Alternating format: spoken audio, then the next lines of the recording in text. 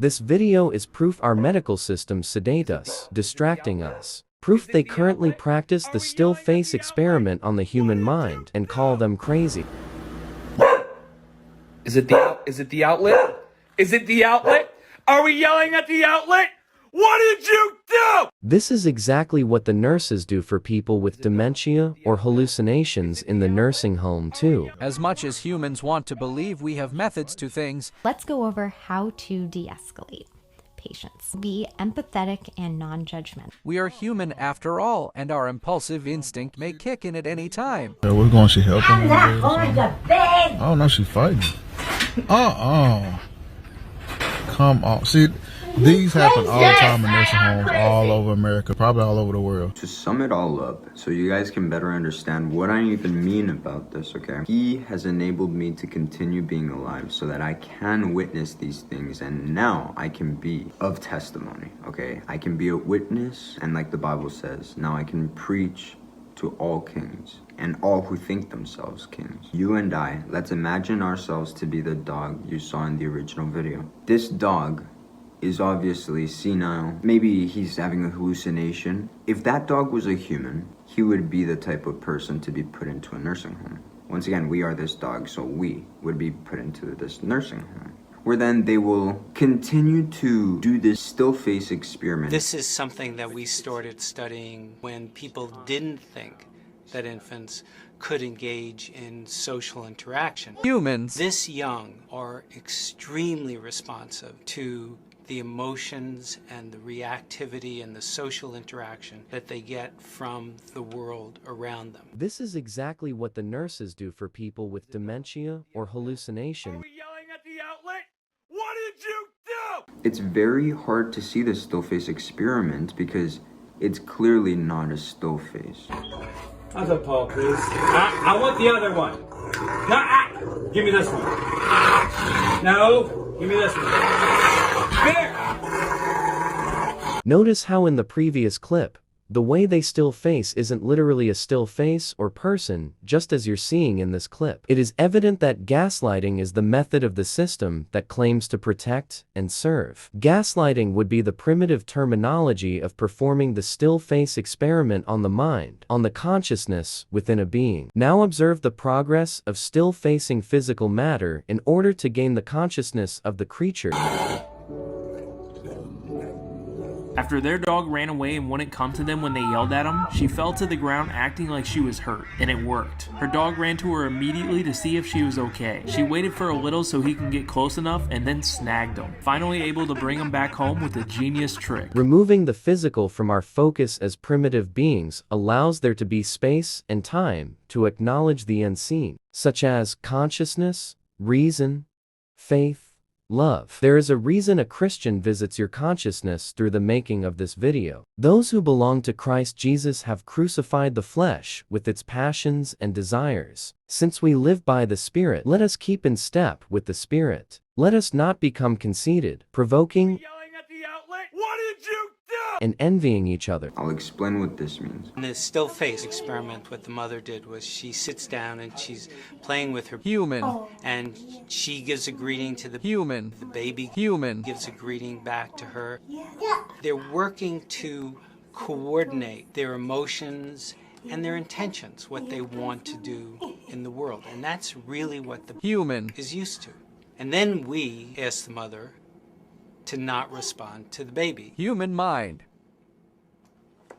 If you're upset and you're talking to me and I'm looking at you like this, that's probably going to make you more upset. It's going to make you feel like I don't hear what you're saying, I don't care, or that I'm just don't want to be here at all talking to you. The baby mind. Very quickly picks up on this. The baby puts both hands up in front of her and says, "What's happening here?" Even in this 2 minutes, when they don't get the normal reaction, they react with negative emotions, they turn away, they feel the stress of it, they actually may lose control of their posture. She fell to the ground acting like she was hurt, and it worked. Her dog ran to her immediately to see if she was okay. Because of the stress that they're experiencing. Okay, I'm here. And what are you doing? Oh, yes. It's a little like the good, the bad, and the ugly. The good is that normal stuff that goes on, that we all do with our kids. What questions you just asked me? I said, who were your parents? Who were my parents? Oh gosh, very lovely people. They're still around? Yeah, one of them is. Who, your dad or your mom? No, my mom's still around. Oh, yeah. Yeah. You think we could visit her once? We sure could. I would love to go and meet her. Good. I'd love to have you meet her. The bad is when something bad happens, but the infant can overcome it. After all, when you stop the still face, the mother and the baby start to play again. She's a wonderful woman. I believe that. Yeah. I would love to go there. We can do that. We'll visit, okay? Yeah. Does she live far from here? No, she lives very close. Really? Mm-hmm. Oh, Steffi. Very I'm close. anxious. Yeah? Yeah. The ugly is when you don't give the child any chance to get back to the good. Do you think you maybe met her before? I'm trying to think. I don't know. Did I? Maybe. I got blue eyes. Yeah. And you got blue eyes. Yes, I do. Do you think you might be my mom? I don't think so. No. Okay.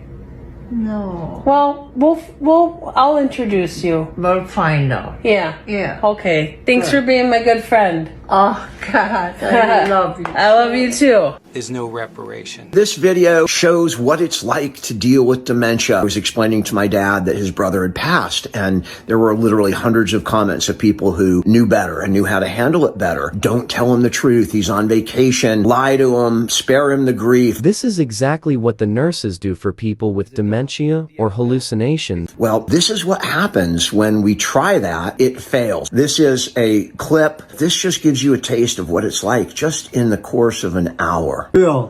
What about Uncle Bill? I don't know where my brother Bill is.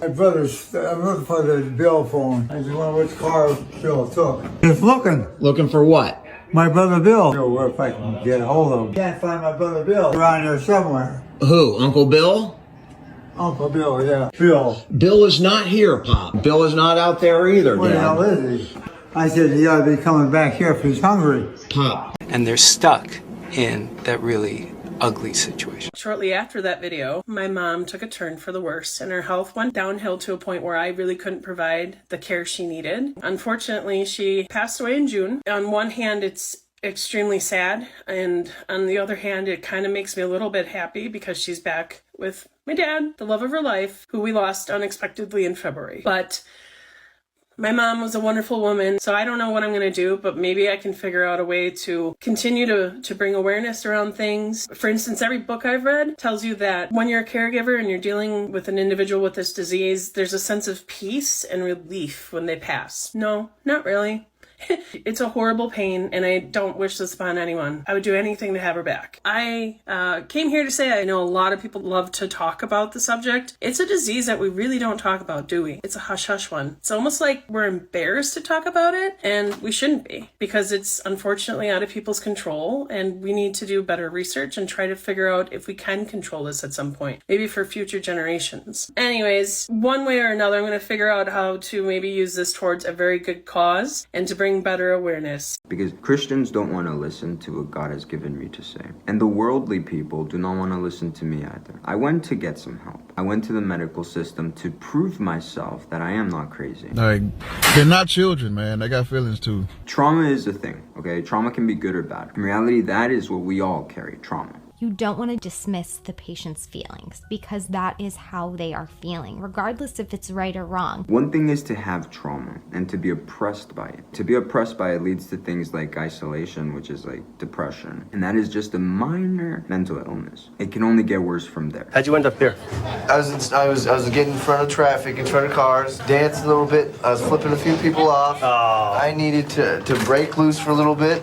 I needed to release myself from this reality that I'm in, okay? I love to dance. Nothing wrong with that. Oh, no problems, no trouble. Okay, that's what I told them. Right. That's what I'm all about. I'm about people having a good experience, but at the same time, time runs out, you know? And now you're here. Yeah. And you got my clothes on. Not only was it something I needed to do, it's something I would do at any time, any day to make it happen again. I got no Lady Gaga with me, but you have any moves left over you can knock out? Something simple? This is exactly what the nurses do for people. You're on it, man. Originally, he came, he was in his underwear, he was dancing around. He seemed like he was a little bit out of it. He's decided to spit on the wall. Why are you spitting? Do you spit at your house, Stuart? Yes, I do. You do? You just spit on your walls? No, I spit in the toilet. I won't spit anymore, but you need to be reasonable with me. You're not talking to me. Keep this mask on. It's gonna stay on, okay? Well, it's not like I can remove it. We don't know what you got. I don't have anything, man. He's been in there for 2 hours. Hopefully he can handle out here, otherwise he's going back in the chair. Okay, I've always had nerves. Okay, I like to pace. Okay, it's not that I'm trying to get away from you or anything. I need to pace. So I can focus, so I can keep my cool. The rules are, whenever you need to get up, raise your hand. Okay, either you sit down, get up to use the restroom, and then come back. That's not working for me. It's not gonna work? No, it isn't. Then we can put you in a side cell where you can sit down and stand up all you want. That sounds like a perfect idea. Let's do that right now. But if trauma doesn't oppress you, in a sense, and it has helped you to become a better person, even, you have become more patient because of trauma. You have become braver because of trauma. You have become desensitized to what the normal human is terrified of because of trauma. You want to do that right now? Yes, I want to do that right now. He wants to do his own rules. So apparently you're not gonna make it out here, okay? You can't follow directions like everybody else. And in this, you become a leader, and you can now lead those who are terrified. You get what I mean? I need a cell. Yeah, you're gonna make you stay here longer. That's fine. I can stay here for 2 years. I don't get it. I'm about people having a good experience, but at the same time runs out. Go all the way in, okay? All the way to that wall. Yeah, I can do that. All right, I appreciate your help, guys. We'll talk to you in a little bit, Stuart. How you feeling, Stuart? I feel good, man. A lot better? Yeah, I feel really good. All right. When's dinner, man? It's coming. It's breakfast. Breakfast. It's on its way, all right? Okay. All right, Stuart. Love you, man. You be good. I will. All right, buddy. We'll get him through the process as long as he acts right. This is exactly what the nurses do for people. So trauma can be good and can be bad. And this is where we can admit, though, that many people are prisoners to their traumas. In other words, they live in the past. They don't want to step forward or jump that wall of obstacle, we can say. So back to my story. I, as this dog you saw in the first video, to prove that I am not, in fact, what people consider crazy. And truly, God is real in my life and can be even more real in your life. Since these people work a lot with dementia patients, with people in psychosis and everything, they can't believe me for everything I say, especially if it's like 50 things in 2 minutes. They protect themselves. They protect their license. This is the Stillface experiment in real life. Okay, when I told them about the traumas I've gone through and everything, to them I just sound like someone who is overloaded by emotions from the past. I tried to give them the worst things I could remember from my childhood or growing up that has me today in a place where I praise God and only God, because if it wasn't for him, I wouldn't be alive, or other people wouldn't be alive. And this is what the nature of the human is: revenge. It is me and I. Remember my mom? I said, who were your parents? I posted that video a couple months ago and went absolutely viral. So much so that people wanted to buy or partner for the rights and post it on multiple social media channels, also at multiple media channels, TV shows, things like that. That kind of creeped me out. What belongs to me will prosper, and we don't really care about anybody else. Also, realtors, they are like vultures. They find out that somebody passed and there's an estate. I've gotten phone calls, texts, cards, trying to tell me what to do with the house and how they can help. It's insane. Don't be a vulture. Just let people reach out when they want to. The only thing they gave me was a prescription to a really strong sedative. It's called Seroquel. And if we search it up online, what is this medication? Seroquel treats schizophrenia and bipolar disorder. So you guys can obviously see through this channel, I am very not bipolar in what I speak about. Obviously, I speak of many topics, and this is what I mean by the normal human in the human standard and human nature who only cares about their job and what's in 2-3 hours. That human does not understand my type of conversation. Have you ever heard of third man syndrome? No. So third man syndrome has been explained by scientists of kind of a weird phenomenon that happens with mountain climbers. So these people who are climbing on mountains, who are on the edge of death, have experienced very similar things unrelated to each other, where they see a person that motivates them or gives them proper advice to continue moving forward. And there are people like, my parents weren't mountain climbing, but this happened and it cannot be explained. explained. But an interesting story surfaced where a female mountain climber experienced the same thing. Except not only did the person she encountered lead her to safety up the mountain, but also told her that she had a tumor and should go to a specific part of the London hospital. It turned out that the location in the hospital specialized in brain injury, and after a brain scan, the lady found out that she indeed did have a brain tumor. The lady only heard the voice one other time, saying that it was happy to be of service. But maybe it's not weird if we just rephrase the question as, did these mountain climbers actually encounter God? I don't think I would have been able to do what I did without that help. It was a presence. I could feel it over my right shoulder. There was no images or no discussion. The normal human, in the human standard, in human nature, that human does not understand my type of conversation, my conversating, in where I speak of many things that explains the bigger picture at the end of the day, and that bigger picture being God.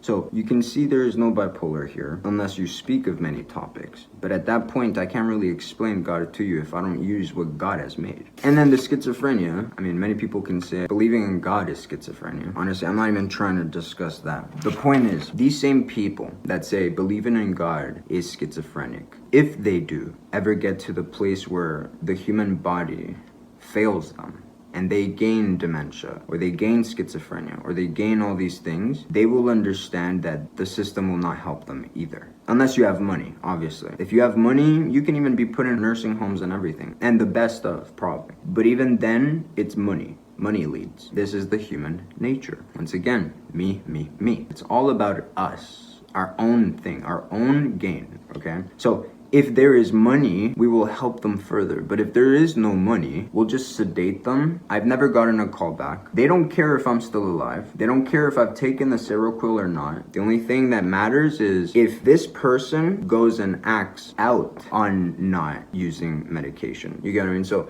if I go out and act out of trauma, angry at the world, angry at everyone who disappointed me and all that, they've said it themselves. You heard it.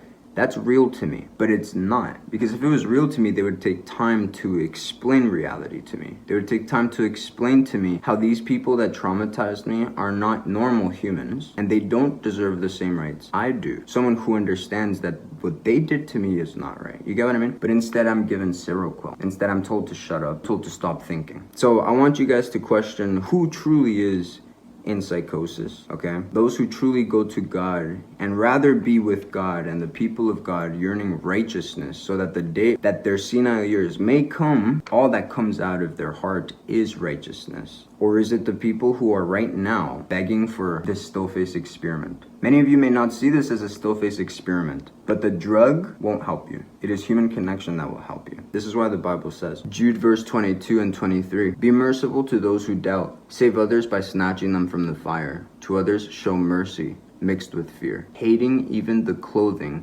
stained by corrupt flesh. Those verses is the key to saving anybody with the human nature in dementia, schizophrenia, and anything. There is a gift that's been given to us 2,000 years ago, and it is the mind and heart of Christ. Christ was the vessel. The flesh, Jesus Christ, was the vessel to carry the very spirit, the heart and mind of God. And now he can live in us because he's been imparted through Christ, almost like literally just a loaf of bread. It's not the loaf of bread that gives you life, but the energy the loaf of bread carries. Science teaches this. If you burn this loaf of bread or eat the loaf of bread, there is still energy being used or not used. The energy goes somewhere. That is Jesus. And this is the type of energy, this is what it means to be born again, to have this new mind and new heart. Can you imagine the emotional pain of putting your child through medical test after medical test after operation after operation for something that is completely fabricated? Turns out Gypsy never had any of the illnesses that Dee Dee claimed she had. No cancer, no epilepsy, no muscular dystrophy, nothing. She didn't even need the feeding tube that Dee Dee had implanted inside her body. This is a tragic event surrounded by mystery and public deception. Alleging Gypsy and her mother lied about Gypsy's health to get money and attention. We are living in a villain's world, and they designed it perfectly. And I want to start off with saying things are not always as they appear. I urge you, viewers, to hold on to your peace gifted to you by God. Do not be weary at what you are about to witness. The reason for the next clip is to show you why the human instinct finds it necessary to sedate our minds and consciousness. If we give up our minds, we give up our bodies by default, which is why I laugh at those who preach, "My body, my choice." Did you know that Einstein's brain was stolen after his death? However, Einstein had specifically told the hospital not to do anything with his brain after he died. Even Albert Einstein's brain was not respected after he deliberately asked that he wouldn't be studied after death. His brain now stands as a spectacle, grams of meat, in a jar at some museum dedicated to human anatomy and pathology. Some of the highlights of the museum would be Albert Einstein's brain. The Biological Resource Center was essentially running a chop shop for human body parts, mixing, matching, and selling them in ways we'd never heard of until tonight. Please go search this up. A man named Jim Stauffer wanted to donate his mother's body to science, hoping that the Biological Resource Center in Phoenix could turn his mother's brain over for Alzheimer's research. He filled out all the paperwork, and 10 days later received her ashes in a wooden box. But at the time, Jim didn't know that the ashes he received were just from his mother's hand. He didn't know, as it would later be discovered, that the rest of her body had been shipped to the military for a Pentagon experiment. The experiment was to be used as a test dummy in an IED blast. It has been said that she was then supposedly strapped in a chair on some sort of apparatus, and a detonation took place underneath her to basically get an idea of what the human body goes through when a vehicle is hit by an IED. Science claims more than method. In fact, it claims to offer us a future hope. But in and of itself, science has no ethical boundaries. It's wrong to say that science has no ethical boundaries. Science is based on telling the truth, which is a really important ethical boundary. It's one that I don't think religion shares, in fact. What did he say? Science is not in the business of shedding light on moral debates, but I think it can do sometimes. The whole subject of moral philosophy, of examining moral questions in a logical way to expose inconsistencies. What we want is for everybody to be a complete person, the complete point of view, a complete understanding of the process of science which enables humankind to know nature, but also to have an appreciation for what it means to be a member of the tribe, to be a human, to be living here on Earth with other humans and other species. They respect the living. They performed experiments, painful often, on the children consigned to death. Why would they do such a thing? Well, scientists of the Third Reich clearly weren't exactly concerned with their morality or ethics, and saw their prisoner populations as opportunities to study infectious illnesses in a controlled environment in order to develop treatments. A man named Jim Stauffer wanted to donate his mother's body to science. He didn't know, as it would later be discovered, that the rest of her body had been shipped to the military for a Pentagon experiment to be used as a test dummy in an IED blast. Germany's most brilliant scientists raced to create an arsenal of terrifying new weapons of mass destruction. Testing the resilience of a human body without consent, however, is torture, and that's just what the Nazis did. Sooner or later, they'll decide who is considered to be alive to their cause and who decides to be dead to their agendas, such as COVID-19 and more. Said we were going to follow the science, not our emotions. Everybody wanted to come to church, but we were going to follow the science, and we did just that. This one's kind of sad, but Soviets would have anti-tank dogs that would be trained to run under tanks. These dogs were trained to understand that food was underneath tanks, and they would keep these dogs hungry, so they would sprint at every tank they saw. And running under the tank would flip this lever, blowing up a 26-pound bomb on its back. So we want you to have both an appreciation for the process of science and an appreciation for ethics, or what seems to be the best way to live, the best way to conduct yourself on Earth, and especially in the human tribe. Prisoners were also used as guinea pigs for research. We'll be exploring the evil lengths to which Nazi Germany went in their inhumane scientific endeavors. They performed experiments, painful often, on the children. So we want you to have both an appreciation for the process of science and an appreciation for ethics, or what seems to be the best way to live, the best way to conduct yourself on Earth, and especially in the human tribe. This is the reality of the world Jesus came to deliver us from, but we despised him for exposing the skeletons in our very minds as closets. Body cam video shows the aftermath of a bloody crime scene at the home of a Wisconsin woman who's now in prison for stabbing her ex-boyfriend more than a dozen times with a pair of scissors. Morgan can be seen visibly distraught spot while begging the officer to let her speak with her father. Morgan, can you tell me a little bit more about... No?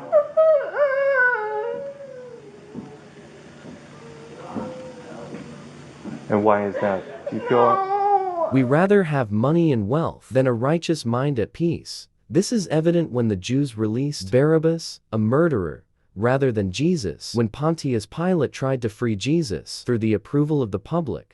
One FBI agent revealing what it was really like inside the Phoenix body donation facility, from buckets of heads, arms, and legs to coolers filled with severed penises when the FBI raided the building. He even spotted a smaller head sewn onto a larger torso in a, quote, Frankenstein manner with no apparent identification. In 1954, Soviet doctor successfully grafted the head of a smaller puppy onto a grown-up dog. He sewed dogs' circulatory systems together and connected their vertebrae. Demikov completed many more transplants of dog heads, each time improving the survival rate of the animals, with one surviving 29 days. A torso with a head apparently went for $2,400. A leg about $1,100. They'd even sell knees and feet alone for under $500. The owner of the Biological Resource Center was already sentenced, but he was only given probation. We eat the food they give us, vote for one of two people that they tell us to, and watch the movies that they show. They take our attention as soon as we reach age 5, and they never give it back. We go to school for 8 hours a day learning what they want us to. They scold us until we obey, and then they praise us when we do. They make us form a habit of waking up and spending our entire day in a building that we wouldn't choose, so that when we get older, we are willing to do the same. I remember my mom had gave me this little glass house, and she said, one day this will be real. And now it finally is. Following orders becomes comfortable when we spend our childhood doing what we're told. So when we're older, we hesitate to stray outside the norm. They tell us that we should do anything we can to attend a university, because if we don't, we will fail. They manipulate us into financial dependency at a young age so that we stay liable to the system. They've given us a currency that only has value because they say it does, and we receive it by working at a business that they own. Their millions become billions while the rest of us are forced to sacrifice our time, a minuscule fraction of what our work gains for them. The two were interviewed after Habitat for Humanity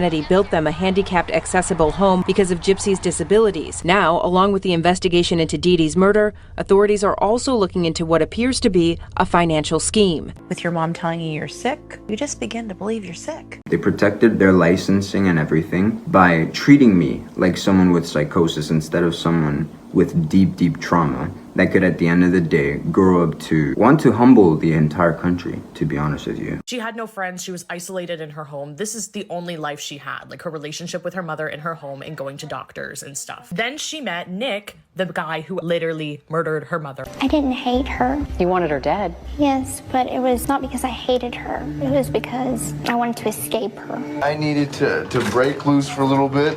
I needed to release myself from this reality that I'm in. She says she regrets what she did to her mother. I'm really looking forward to see what Gypsy will do next when she gets out. Gypsy has wasted no time since getting out of prison like 48 hours ago. Take notice at the still face experiment being done to all who believe she is completely innocent. Her next actions are not fruit of a trauma victim. I would know. There are many alike to her, simply debilitated through other means rather than medication. She already got the fresh nails done. She got the acrylics. She got the lash extensions, the salon hair, the newest iPhone. Like, this girl wasted no time. I'm glad to see her adjust to the real world. I posted that video a couple months ago and went absolutely viral. So much so that people wanted to buy or partner for the rights and post it on multiple social media channels, also at multiple media channels, TV shows, things like that. That kind of creeped me out. What belongs to me will prosper, and we don't really care about anybody else. Is she innocent and deserves to be free and good for her and live it up Gypsy Rose and soak it all in and make the most of it? Or she got off too easy and she should still be behind bars? And on top of that, she is adjusting real nice. She is following Joe Burrow. She already knows what the girlies are doing. All the girlies are in love with Joe Burrow, and she's already following Taylor Swift's boyfriend. So she already knows the deets. She got out of prison 48 hours ago. 48 hours ago. I can't wait to see what is in store for Gypsy Rose. She's never really had the freedom of living a normal life. Obviously, her mom brainwashed her when she was a child, and then she spent all these years in prison. I know first on her list is going to the Chiefs game on Sunday to see Taylor Swift. Fan bases are the worst. If you're in a rabid fan base, you're a part of a cult, you're a part of a hive mind. Today we are talking about Swifties.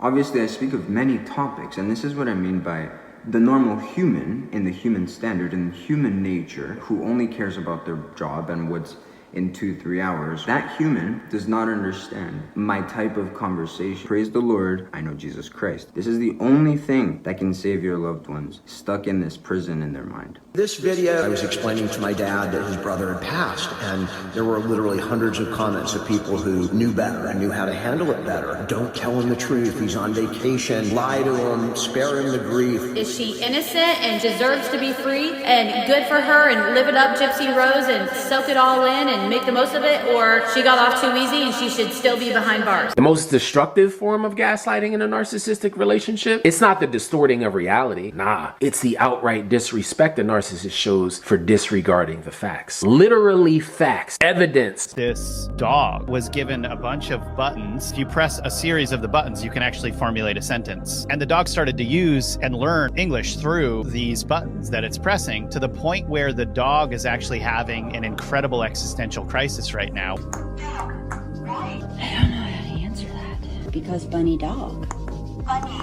Know why? Because according to them, and I quote, that never happened. And regardless of what you say, it ain't good enough. And do you want to know why? Because a narcissist needs to protect their ego. Narcissists want you to walk around being scared to talk about how you feel, to express yourself, to discuss anything that they've done that made you feel uncomfortable. In the Bible, there is one notable instance of an animal speaking. Balaam's donkey. Balaam was a prophet who was asked by the king of Moab to curse the Israelites. So the king sent messengers carrying great treasure, hoping to secure Balaam's services. Balaam was pleased at the gift and proud that his prestige demanded such a price. But God was not pleased that Balaam was conspiring with the enemy to curse his special people. So he spoke to Balaam, "Do not go with the messengers to curse my people, because I have blessed them." But the king persisted and promised even more treasure. On his journey to meet the king, he could not see that an angel of the Lord stood in the center of the road waving a sword in the air with the intent to kill. The only one to see the terrific sight was his faithful donkey. The donkey veered off the road, and Balaam struck the donkey to get it back on track. This happened 3 times, and each time the donkey turned away to avoid the angel, refusing to press forward, and finally threw herself into a wall, crushing Balaam's leg. Still blind to the danger, Balaam repeatedly beat the poor donkey for resisting him. Finally, the donkey collapsed to the ground in despair, hopeless to communicate the threat to her master. But just then, God performed a miracle and gave the abused creature the ability to speak her mind. Speak her mind. And it said to Balaam, "What have I done to you to make you beat me these 3 times?" Still blinded by gain and now further blinded with anger, spoke back to the donkey. "Because you mock me," he said. "If I had a sword in my hand, I would kill you right now." They want you to feel like you are doing something wrong by bringing it up. And in the end, you'll never get an apology because they ain't got empathy for you or your plight. They'll placate by faking sympathy for your situation. The donkey said to Balaam, "Am I not your own donkey, which you have always ridden to this day? Have I been in the habit of doing this to you?" All at once, God opened the eyes of Balaam. The angel then spoke to Balaam, "Why did you continue to beat on your donkey? I have been sent here to stop you, and if it weren't for that poor creature fighting to avoid me, I would have surely killed you, but spared your donkey." Gypsy continues to say, "Nobody will ever hear me say I'm glad she's dead or I'm proud of what I did. I regret it every single day." She also goes into detail about how confused she was growing up. Gypsy says, "Obviously I knew that I could walk and didn't need a feeding tube, but everything else was a really big confusion for me. Whenever I'd question it, my mother would say I'd had a seizure the night before and didn't remember. There was always an excuse." Thinks and wants to be a human being, to the point where owner, as I guess, put Bunny, this dog, on antidepressants because the dog will just stare in the mirror. It will constantly ask her, "Why am I a dog?" I'm telling you right now, the system is not there to help them. Gypsy adds, "She didn't deserve that. She was a sick woman, and unfortunately I wasn't educated enough to see that. She deserved to be where I am, sitting in prison doing time for criminal behavior." And the system is not there to help you. Jesus came to help you. Accept him. Accept the truth. For by him all things were created that are in heaven, and that are on earth, visible and invisible, whether thrones, or dominions, or principalities, or powers. All things were created through him, and for him. And he is before all things, and in him all things consist. Do not conform to the pattern of this world, but be transformed by the renewing of your mind. Then you will be able to test and approve what God's will is, his good, pleasing, and perfect will.